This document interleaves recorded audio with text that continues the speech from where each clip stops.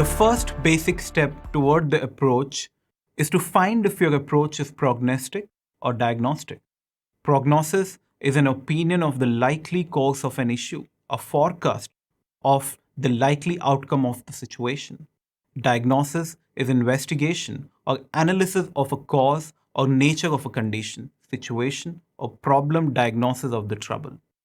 Let's take a simple example to understand it. Your research question is whether laws concerning the crime of sexual assault in India are effective in controlling the crime. Let's see how you approach this question. If you are using prognosis, you will first read the laws in place, analyze the social, legal, historical, anthropological issues concerning rape culture in India, and then predict if the laws in place will be able to resolve the issues or not.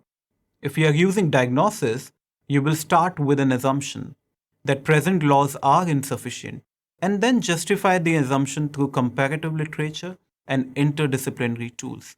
Maybe you do a surveying of villages in Haryana. You prove your assumption right or wrong and ultimately make suggestion on the basis of your finding.